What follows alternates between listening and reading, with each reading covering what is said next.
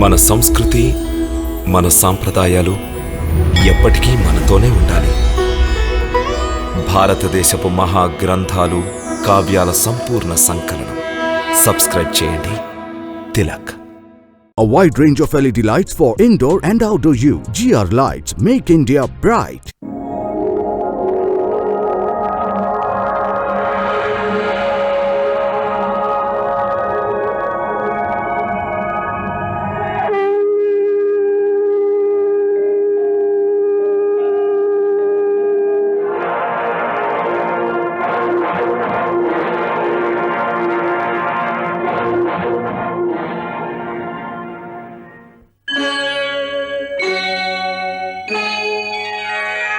Krishna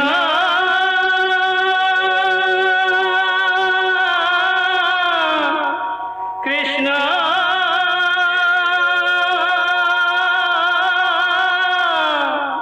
Hare Krishna Hare Hare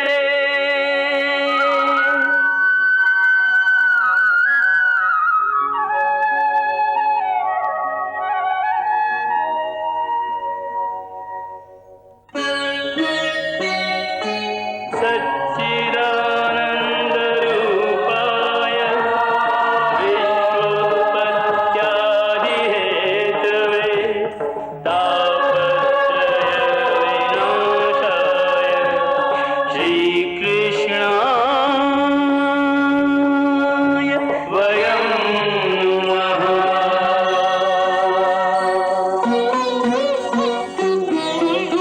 Shrikrishna Govind हरे मुरारे हे नाथ नारायण वासुदेव। हरे कृष्ण राधे कृष्ण राधे राधे कृष्ण कृष्ण हरे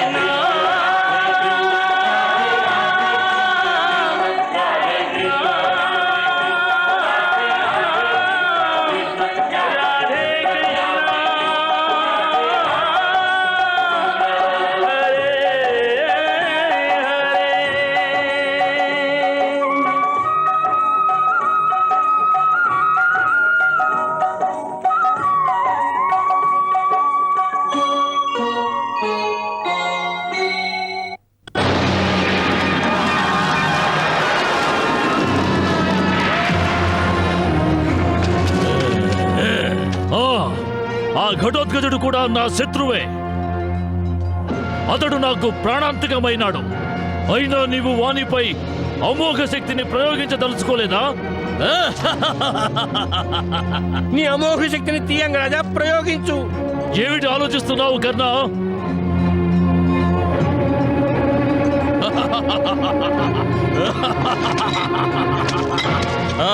నేనొస్తున్నాను దుర్యోధన, నేనొస్తున్నాను. చూస్తాను నేడు నిన్ను ఎవరు రక్షిస్తారో.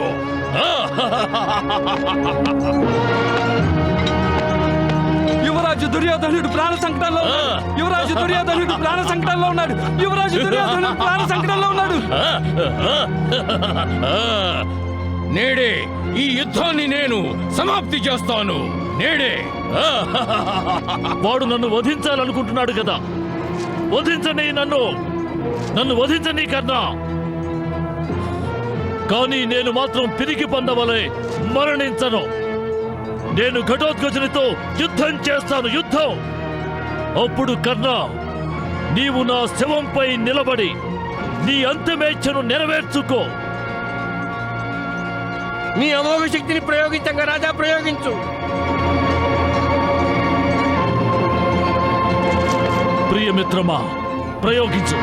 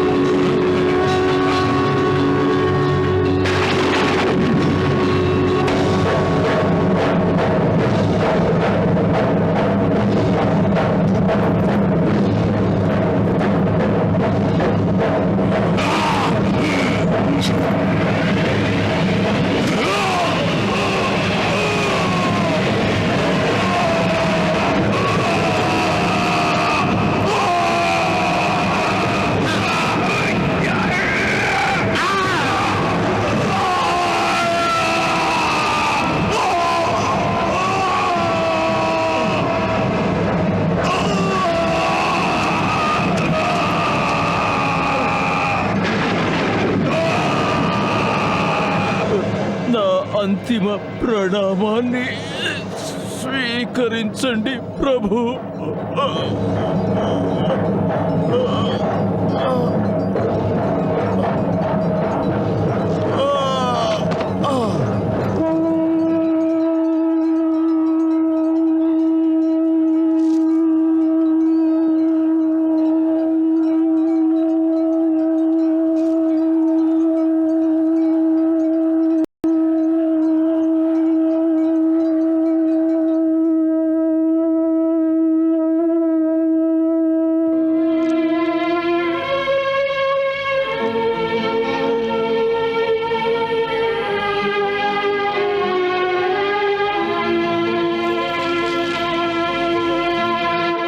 వాసుదేవా, నీవు దీపాన్నైతే వెలిగించినావు. మా కులదీపకుని మరణంతో మా మనసుల్లో అలుముకున్న అంధకారాన్ని ఎలా తొలగించగలవు? నీవు వెలిగించినటువంటి ఆ దీపం దాని వెలుగు మా ఘటోద్గతుడు లేని లోటు తీర్చగలదా? లేదుగా.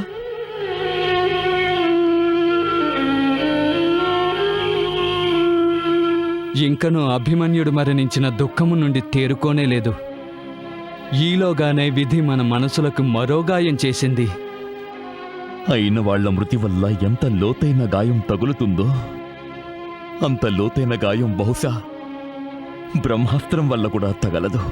నా కుమారుడు ఘటోత్కచుని మరణం తరువాత నాపై నాకే అసహ్యం వేస్తోంది.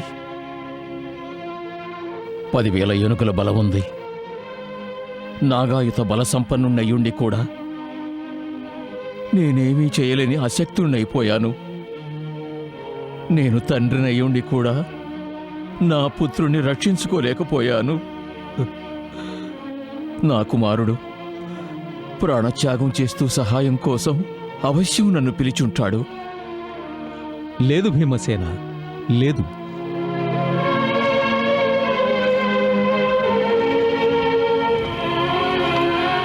ఘటోత్కచుడు నిర్బల బాలకుడు కాడు. తాను విపత్కర పరిస్థితిలో ఉన్నానంటూ తన తండ్రిని సాయం కోరడానికి. నీకు నీ పుత్రునిపై గల ప్రేమ నీకలాంటి ఊహను కలిగిస్తోంది. నిజం చెప్పాలంటే ఘటోత్కచుడు మహాపరాక్రముడు, మహాబలశాలి కూడా. అతడికి అంతా తెలిసుండే తన ప్రాణాల్ని పణంగా పెట్టి యుద్ధం చేశాడు. మృత్యువుపైనే పంజా విసిరాడు. తెలిసుండే మృత్యువుతో పోరాటం సలిపాడా? అంటే అతడు తన ప్రాణాలని కావాలనే వదిలేశాడా? లేదు నకుల, అతడు తన ప్రాణాలని వదలలేదు. తన ప్రాణాలని బలిదానం చేశాడు. మృత్యువుకు ఆత్మసమర్పణ చేశాడతడు. కేశవ, నువ్వేం చెప్పాలనుకుంటున్నావు? అదే, మీ 5 పాండవుల జీవితాలలో వెలుగు నింపడం కోసమని ఘటోత్కచుడు మృత్యువని అంధకార కోపంలో సమాధి కావడానికి సిద్ధపడ్డాడు. నువ్వు ఏమంటున్నావు? నాకు మాత్రం ఏమీ అర్థం కావట్లేదు కేశవా. అదే పెద్ద చిక్కు ప్రశ్న అర్జున. నీ అగ్రజుని కుమారుడైన ఘటోత్కచుడు ప్రత్యేకించి నీ ప్రాణాలను సురక్షితంగా ఉంచడం కోసమని తన ప్రాణాలను బలిదానం చేశాడు. నాకోసమా? అవును. నేడు కర్ణుడు నీ వధ గావించి కౌరవులకు విజయం చేకూర్చాలనుకున్నాడు. దానికోసమని అతడు నీ పితృదేవుడు దేవేంద్రుడు ప్రసాదించిన అమోఘ శక్తిని భద్రంగా ఉంచాడు. నేను చెప్పినందువల్లనే ఘటోత్కచుడు తన సంపూర్ణ శక్తుల లక్ష్యాన్ని కర్ణుడి ప్రియమిత్రుడైన దుర్యోధనునిపై సారించి కర్ణుడు తనకు తానుగా అమోఘ శక్తిని తనపై ప్రయోగించేలా వివసుణ్ణి చేశాడు. ఇంత పెద్ద త్యాగం చేస్తే నేను తెలుసుకోలేకపోయానా? బలిదానం గావించుకునేవారు ఎప్పుడూ ఎవరికీ చెప్పకుండా నిశ్శబ్దంగా తమ పని తాము చేసుకుంటారు. ఎవరికీ తెలియనివ్వరు కూడా. అదే వారి గొప్పతనం. మీరందరూ ఘటోత్కచుని వీరమరణం పట్ల, అతడి మహాప్రాణత్యాగం పట్ల శోకిస్తూ అతడిని అవమానిస్తున్నారు. మా అజ్ఞానంతో ఈ తప్పు జరిగిపోయింది వాసుదేవా. ఇప్పటికైనా మీ తప్పుని సరిదిద్దుకోండి. వీరుడైన ఘటోత్కచుడికి, అతడు చేసిన బలిదానానికి శ్రద్ధాంజలి ఘటించండి. నేను ఘటిస్తాను శ్రద్ధాంజలి. కర్ణుడు ఘటోత్కచుణ్ణి వధించాడు. ఇప్పుడు నేను కర్ణుణ్ణి వధించి మా ఘటోత్కచుడికి శ్రద్ధాంజలి ఘటిస్తాను. ఘటోత్కచుడు పాండవుల జీవితంలోని అంధకారాన్ని దూరం చెయ్యడానికి తన ప్రాణాల్నే ఆహుతిచ్చాడు. అటువంటి వీరుడికి నిజమైన శ్రద్ధాంజలి దీపాన్ని వెలిగించి ఘటించాలి. అందుకని మీరందరూ ఘటోత్కచునికి గుర్తుగా దీపాలు వెలిగించండి.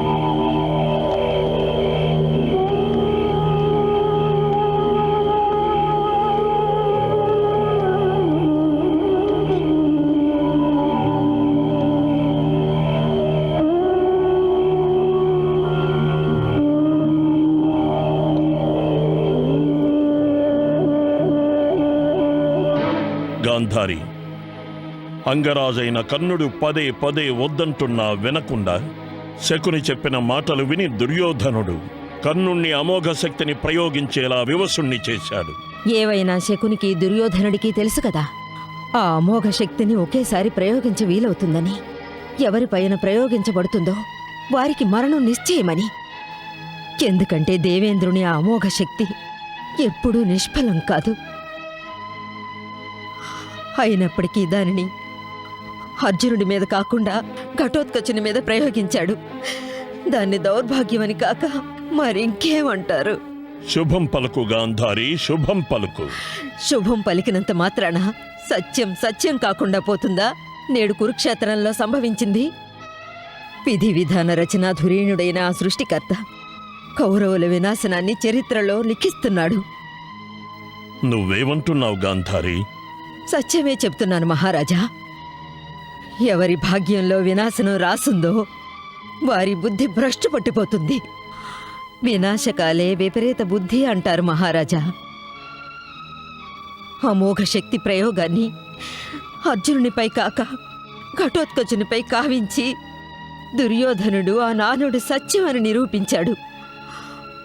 మహారాజా, ఆ అమోఘ శక్తి చేజారిపోయిన తర్వాత నేడు నాకేమనిపిస్తోందంటే కేవలం కర్ణునిదే కాదు, సమస్త కౌరవ వీరుల అస్త్ర భాండాగారాలు వట్టిపోయినవి.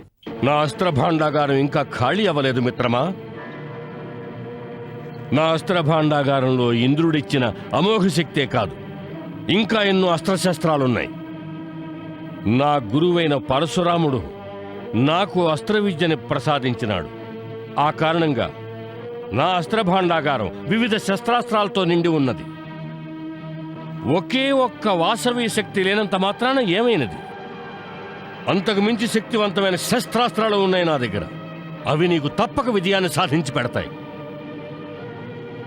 అందువల్ల నీవు నిరాశపడవలసిన అవసరం ఏమాత్రం లేదు యువరాజా.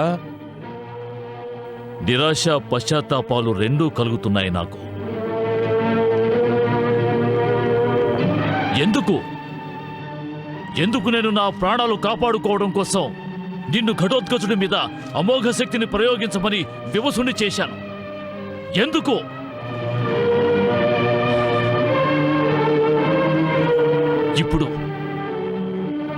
ఇప్పుడు అర్జునుని వధ ఎలా జరుగుతుంది? ఎలా?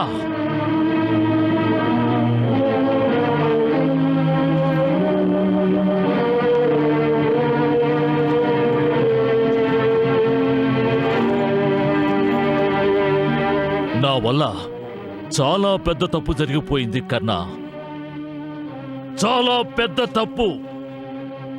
మిత్రమా, నీవు చేసిన ఈ తప్పుని నేను సరిచేస్తాను. రేపు నేను అర్జునుని వధిస్తాను. కానీ అమోఘ శక్తి లేకుండా అర్జునుని వధ ఎలా జరుగుతుంది? ఎలా జరుగుతుందా? ఇది నేను రేపు రణభూమిలోనే తెలియజేస్తాను. మంచే జరిగింది. నేను నా అమోఘ శక్తిని అర్జునునికి బదులు ఘటోత్కచుని మీద ప్రయోగించాను. ఎందుకంటే ఈ శక్తి కారణంగానే తులాభారం ఒక పక్క భారమైంది. కానీ ఇప్పుడు అర్జునుడు నేను ఇరువురం శక్తిలో సరిసమానమైన యోధులమయ్యాం. నేను అమోఘ శక్తితో అర్జునుని వధించి ఉంటే చరిత్రలో ఏం రాసి ఉండేదో తెలుసా? కర్ణుడు ధర్మయుద్ధం చెయ్యలేదని, అధర్మపాలన చేశాడు అని. కానీ ఇప్పుడు నేను అర్జునుడిని కనుక వధించగలిగితే నా శౌర్య పరాక్రమాల గురించిన గాథని చరిత్ర పుటల్లో సువర్ణాక్షరాలతో లిఖించబడుతుంది.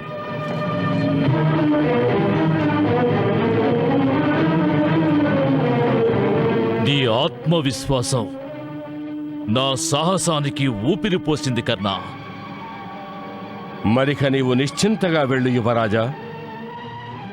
నిద్రాదేవిని ఆహ్వానించు. ఈ మహాయుద్ధంలో విజయం నీదే అవుతుంది. నేను జీవించి ఉండగా పాండవులు ఈ యుద్ధాన్ని ఎప్పటికీ జయించలేరు.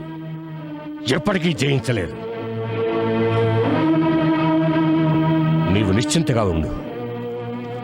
అలాగే మిత్రమా, నిశ్చింతగా ఉంటాను.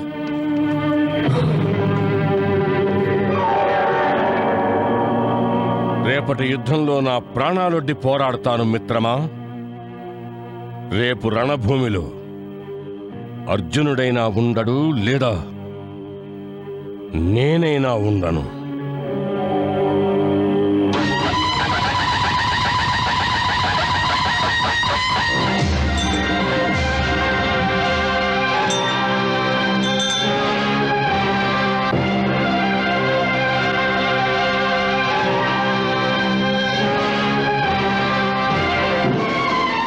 ఏమైనది మహారాజా? నేడు తమరెంతో విచారంగా ఉన్నారు. గాంధారి, సంజయుడు నాతో యుద్ధ ప్రారంభానికి ముందు రణభూమిని గురించి వర్ణించేటప్పుడు నా గుండె ఎంతో వేగంగా కొట్టుకుంటుంది. అయినా నేడు దేని గురించి యోచించి చింతిస్తున్నారు? నా ఆలోచనంతా పాండవులు అజేయుడైన భీష్మ పితామహుని ఓటమి పాలు చేశారు. ఆచార్యుడైన ద్రోణుణ్ణి వధించారు. ఆ పాండవులు బలశాలి అయిన కర్ణుణ్ణి కూడా సంహరిస్తే అప్పుడు నా ప్రియపుత్రుడైన దుర్యోధనుని పరిస్థితి ఏమిటి? ఆ కుటిలుడైన కృష్ణుడు తన రాజనీతి కౌశల్యంతో మనల్ని నెమ్మదిగా పరాజయపు అంచున నిలబెడుతున్నాడు.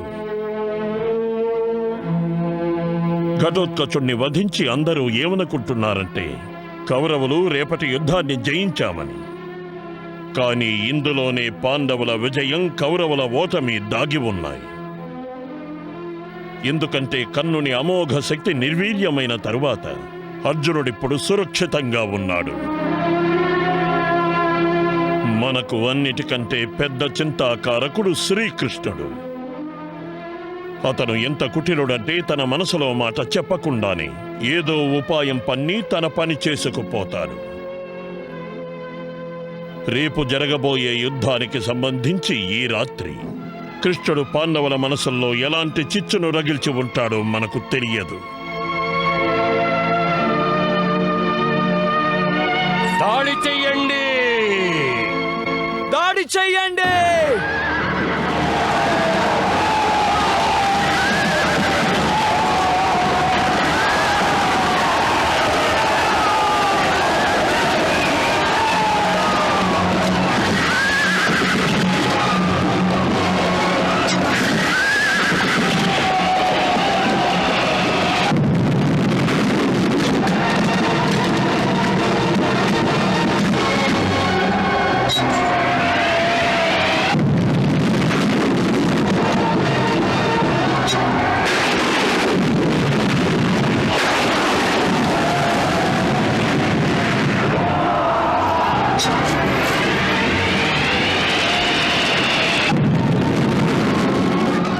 సారథి, నా రథాన్ని అర్జునునికి ఎదురుగా తీసుకుని వెళ్ళు.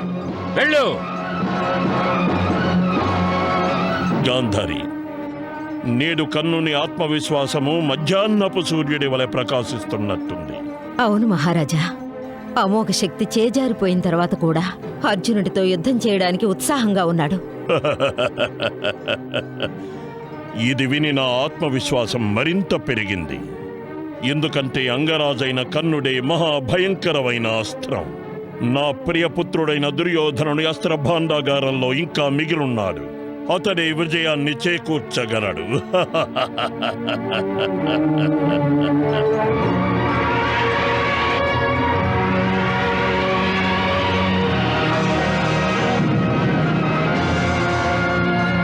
ఆగు కర్ణ!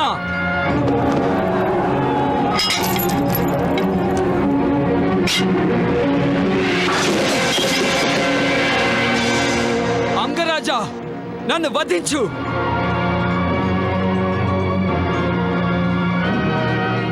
లేదు వీరా, లేదు. నేను నీకు ప్రాణదానం చేశాను. ఎందుకంటే నీవు అర్జునుని వద్దకు నా సందేశాన్ని అందించాలిగా.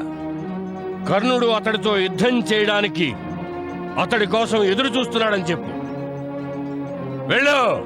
పద సారథి!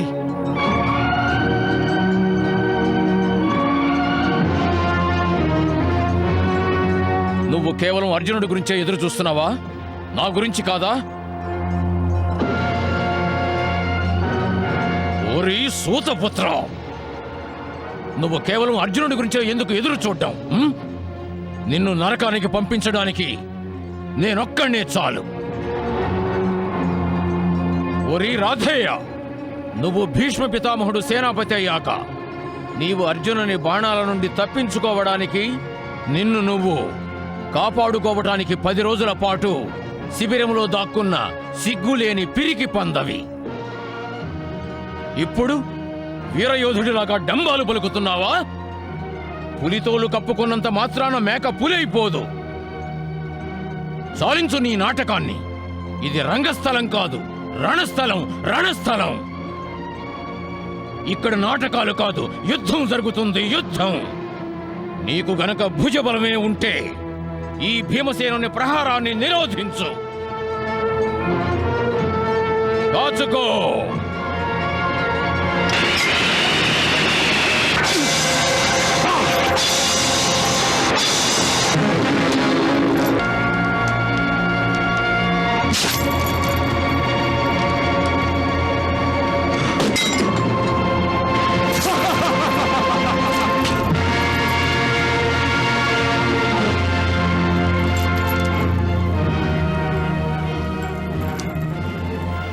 నీవు కౌంతేయుడవు, పాండవులలో ఒకడవు. పంచ పాండవులు నీ సోదరులు. నేను నీ జోలెలో నీ 4 పుత్రుల జీవితాల్ని దానం చేస్తున్నాను. నేను నీకు మాట ఇస్తున్నాను.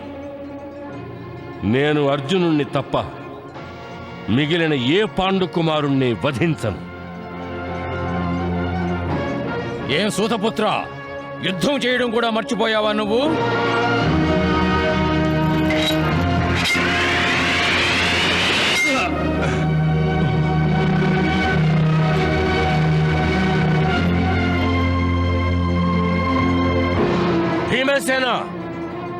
నిన్ను నువ్వు మహాబలుని అనుకుంటున్నావా? కానీ నీ బాణాలలో అంతటి శక్తి లేదు.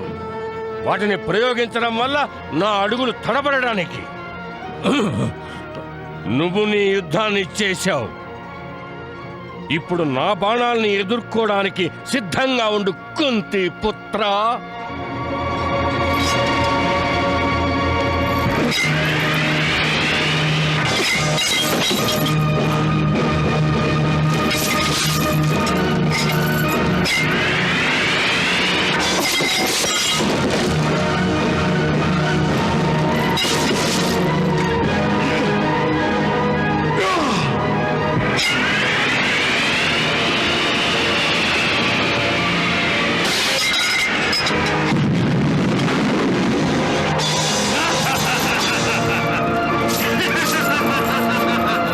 పార్థ, భీమసేనుడు కర్ణుడు యుద్ధం చేస్తున్నారు. అవును మధుసూదన. పార్థ, భీమసేనుడు మహాబలశాలియే. అయినా కర్ణుణ్ణి ఓడించగల సామర్థ్యం అతనికి లేదు. అందుకని కర్ణుడు భీమసేనుడిపై ఏ ఘాతక ప్రహారమైనా చేయడానికి ముందే నువ్వు వెళ్ళి కర్ణుణ్ణి యుద్ధానికి ఆహ్వానించు. పాండవులని అంతిమ విజయం వైపు తీసుకువెళ్ళు. అవును గోవిందా. పద, నీవు నా రథాన్ని కర్ణుడి వైపు తీసుకెళ్ళు.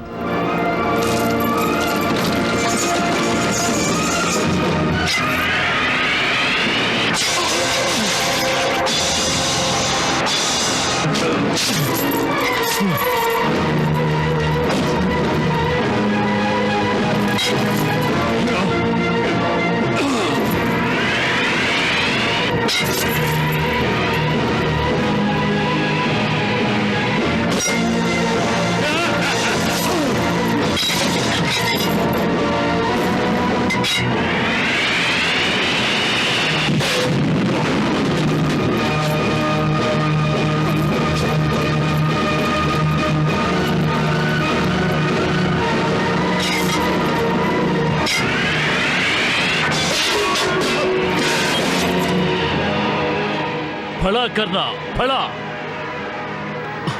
కేశవ, భీమసేనుడు ప్రమాదంలో ఉన్నట్టున్నాడు.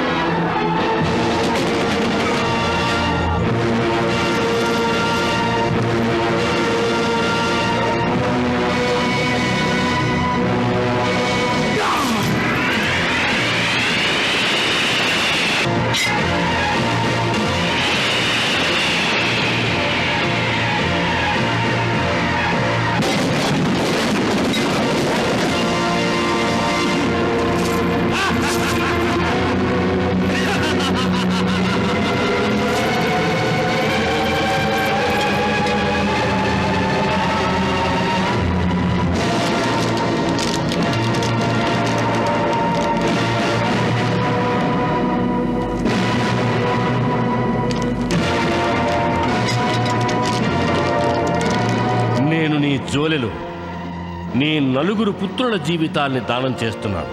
నేను నీకు మాట ఇస్తున్నాను, నేను అర్జునుణ్ణి తప్ప మిగిలిన ఏ పాండు కుమారుణ్ణి వధించను.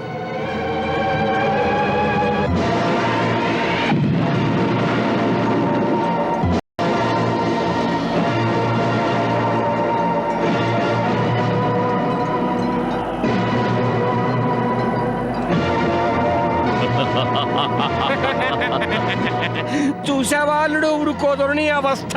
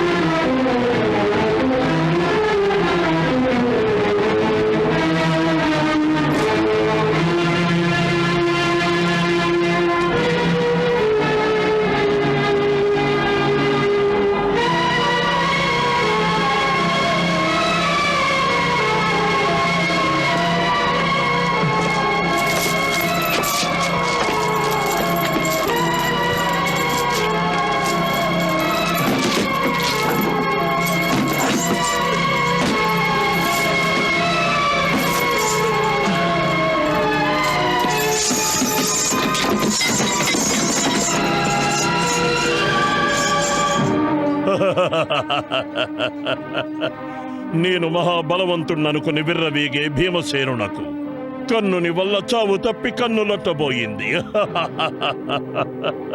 వింటున్నావా గాంధారి? వింటున్నాను మహారాజా. కర్ణుని చేతిలో భీముని వధ జరగబోతూ ఆగిపోయింది. నా ఉద్దేశంలో భీముని ఆవేశం కర్ణుడి ధ్యానాన్ని తప్పించుంటుంది. అందుకే అతని గురి తప్పిపోయి ఉండాలి. కానీ అర్జునునితో యుద్ధం చేసే సమయాన కర్ణుడు గురి తప్పకూడదు గాంధారి.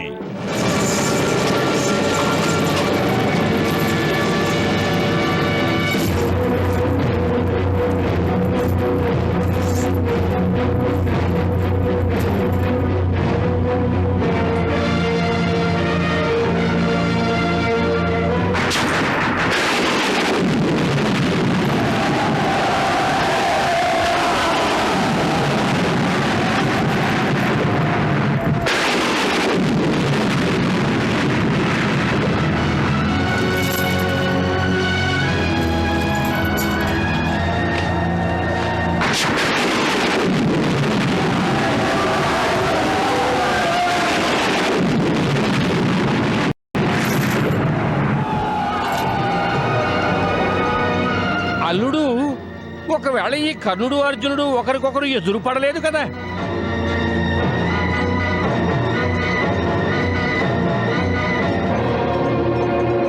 మహారాజా, యుద్ధ నిర్ణయం కౌరవ పక్షానుంటుందా లేక పాండవ పక్షానా? ఆ నిర్ణయం కర్ణార్జునుల యుద్ధం తరువాతే తెలుస్తుంది గాంధారి. మామా, నేడు గెలుపోటముల నిర్ణయం జరిగి తీరుతుంది. అవునల్లుడు, అవును. ఈ దినం కోసమే నేను ఎదురు చూస్తున్నాను. నిన్న కర్ణుడు ఘటోత్కచుణ్ణి వధించాడు. ఇక నేడు అర్జునుణ్ణి వధిస్తాడు. అర్జునుణ్ణి అంతటితో యుద్ధం సమాప్తమైనట్టే. సమాప్తం. పార్థ, నేడు నీ ఎదురుగా కౌరవ సైన్యానికి సేనాధిపతి రూపంలో భీష్మ పితామహుడు లేడు, ద్రోణాచార్యుడు లేడు. వారి పట్ల నీ హృదయంలో ఆదరభావం ఉండేది. నేడు నీ ఎదుట మీ పాండవులకు బద్ధశత్రువైన దుర్యోధనునికి అత్యంత ప్రియమిత్రుడున్నాడు. కేశవ, శత్రువు మిత్రుడు శత్రువే అవుతాడు. ఈ శత్రువు ఎలాంటి వాడంటే, నాడు నిండు సభలో నా ధర్మపత్ని ద్రుపదరాజ నందిని అవమానించాడు. ఆనాడు ఇతను తప్పించుకున్నాడంటే దానికి కారణం నా చేతులు అన్నగారి మాటకు కట్టుబడి ఉండటమే. కానీ నేడు ఇతడికి మరణం తథ్యం. సూతపుత్ర, ఓరి సూతపుత్ర, నీవు నా వెనుక ఎన్నో ప్రగల్భాలు పలికేవాడివి. నాతో యుద్ధం చేయడానికి ఎన్నాళ్ళుగానో తప్పిస్తున్నావు. మరి నేటి వరకు ముఖం నా నుండి ఎందుకు చాటేసినట్టు? నీవు నీ మాత రాధ కొంగు వెనుకనా? ఏమైంది? నీవు నీ మాత పేరు వినగానే అంత కంపించిపోతున్నా? నేనేదో నా గాంధీవం నుండి నీ హృదయం మీద బాణం వదిలినట్టు. అర్జునా, నీవు వదిలిపెడుతున్న వాచాలత్వపు బాణాలు నా హృదయానికి గురిపెడుతున్నాయి. చాలా ఎక్కువగా మాట్లాడుతున్నావు. నా ఉద్దేశంలో నీ వాచాలత్వ బాణాల కారణంగానే నీవు సర్వశ్రేష్ఠ ధనుర్ధారివనుకుంటాను. అదే నీ అసూయకు కారణం. నేను సర్వశ్రేష్ఠ ధనుర్ధరుణ్ణయ్యాను కనుక అలా నిన్నెందుకనరు అని. ఇది సత్యమే కదా సూతపుత్ర? సూతపుత్ర అంటూ జపించడం ఆపు. నీవు వాగ్బాణాలనే ఎందుకు సంధిస్తున్నావు? నీ తూణీరంలోని బాణాల పొదును తరిగిపోయిందా? లేక నీ గాంధీవ వింటి నారి సడలిపోయినదా? నిరాశపడకు, అటువంటిదేమీ లేదు. నీ కావాలంటే నేను నా గాంధీవంతో కూడా నీ రొమ్మును చీల్చివేస్తాను. అలాగా? అంత పెద్ద ఆకాంక్ష? నీకంటే ముందుగా నకుల సహదేవులు కూడా వచ్చారు. ఇటువంటి ఆశతోటే తలుచుకుంటే వారి శిరస్సులను ఖండించి ఉండేవాణ్ణి. కానీ వాళ్ళని బాలకులుగా ఎంచి వాళ్ళకి ప్రాణదానం చేశాను. అదిగో మహాబలశాలిని అనుకునే భీముణ్ణి రణభూమి ధూళి రుచి చూపించి పంపించి వేశాను. యుధిష్ఠిరుని భాగ్యం గొప్పది. అందుకే ఇప్పటి వరకు నా ఎదుట పడలేదు. నీవు నీ ధనుర్విద్య మదాంధతతో నాకు ఎదురు పడ్డావు. నేను నీ ఈ మదాన్ని అవశ్యం నాశనం చేస్తాను. అలాగా? నీకు తెలియదు. నేను నా మాతకు ఒక వాగ్దానం చేశాను. మిగిలిన అందరినీ వదిలిపెడతాను. కానీ నిన్ను మాత్రం వదిలిపెట్టను అర్జున. నేను కూడా నిన్ను హతమారుస్తానని శపథం చేశాను. నేను నీ మీద నా పుత్రుడు వీరాభిమన్యుని మరణానికి ప్రతీకారం తీర్చుకుంటానని, అలాగే మా వీరపుత్రుడు ఘటోత్కచుని మరణానికి కూడా ప్రతీకారం తీర్చుకుంటాను. మరి నేను చూస్తాను, నీవు నీ శపథాన్ని నెరవేర్చుకుంటావో లేక నేను నా వాగ్దానాన్ని. అలాగా? అయితే నీ పాపాలకు పరిహారం చెల్లించడానికి సిద్ధంగా ఉండు. కాచుకో.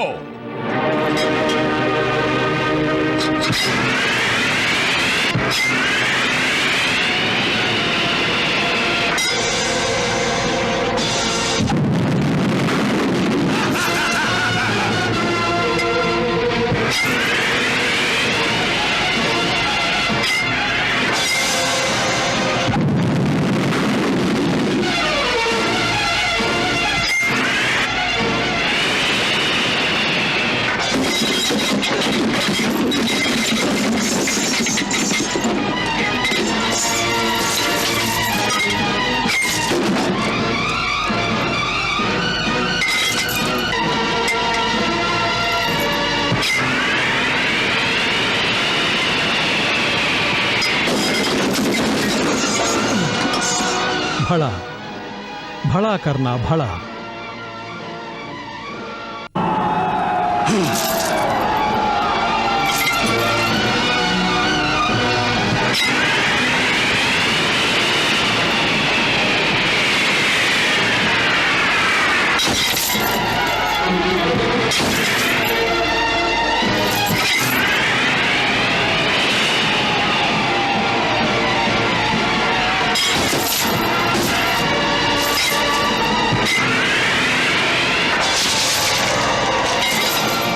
భళా అంగరాజ కర్ణ భళా.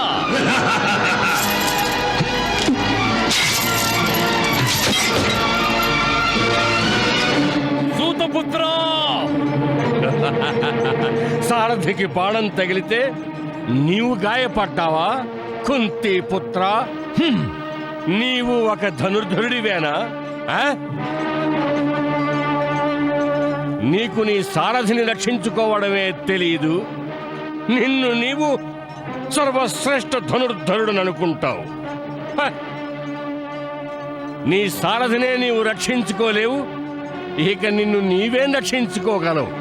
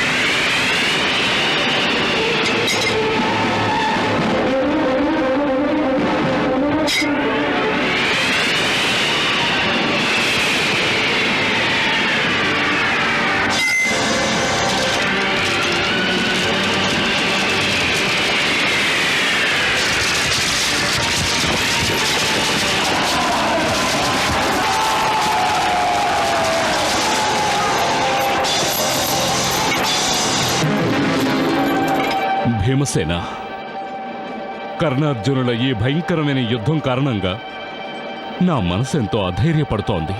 అధైర్యపడవలసిన అవసరం ఏమాత్రం లేదు అగ్రజ. వసుదేవనందనుడు అర్జునుడికి తోడై ఉన్నంత వరకు అర్జునుడొక్కడే కౌరవసేనను నాశనం చేయగలడు. నీ మాట ముమ్మాటికి నిజమే భీమసేన.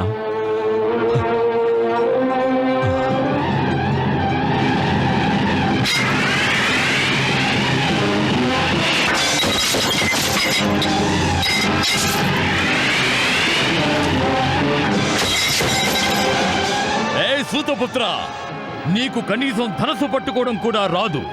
నాలాంటి ధనుర్ధరుణ్ణి పరాజితులు చేయాలని పగటి కలలు కట్టున్నావా?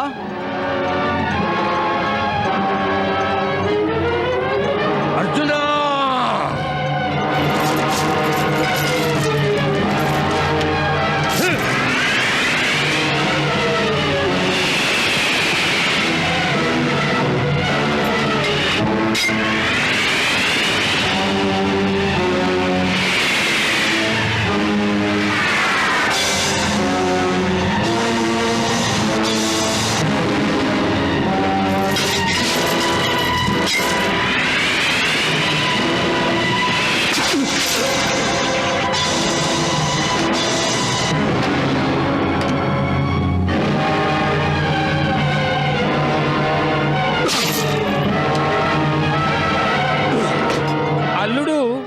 అర్జునుడితో జరుగుతున్న ఈ భీకర సంగ్రామంలో అంగరాజుకు మనం సాయం చేయాలి. మామా, పులి వేటాడేటప్పుడు ఇతరుల సాయాన్ని కోరుకోదు. కానీ అల్లుడు, అంగరాజైన కర్ణుడు అర్జునుడితో యుద్ధం చేయడం లేదు. మామా, నువ్వేం చెప్పాలనుకుంటున్నావు? అదే, అర్జునుడితో పాటుగా అంగరాజైన కర్ణుడికి కుటిలుడైన వాసుదేవునితో కూడా యుద్ధం చెయ్యాల్సి వస్తున్నా. అవును మామా, నేను మర్చిపోయాను. ఈ కుటిల కృష్ణుడు ఏదో ఒక భయంకర ఎత్తుగడ వేయగలడు.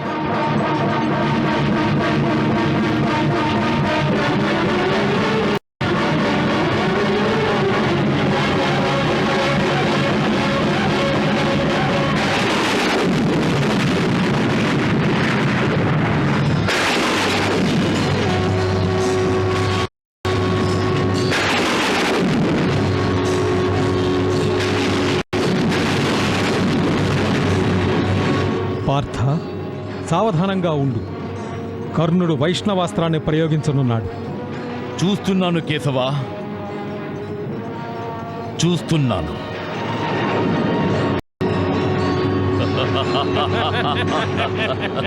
అల్లుడు, అర్జునుని అంతిమ ఘడియలు సమీపించినట్టు అనిపిస్తున్నది. అంగరాజైన కర్ణుడు ఏదో భయంకరాస్త్రాన్ని ప్రయోగిస్తున్నాడు. అవును మామా, అవును. అశ్వత్థామా, బహుశా నీకు తెలిసే ఉంటుంది కర్ణుడు ఏ అస్త్రాన్ని ప్రయోగిస్తున్నాడో. యువరాజా, వైష్ణవాస్త్రం.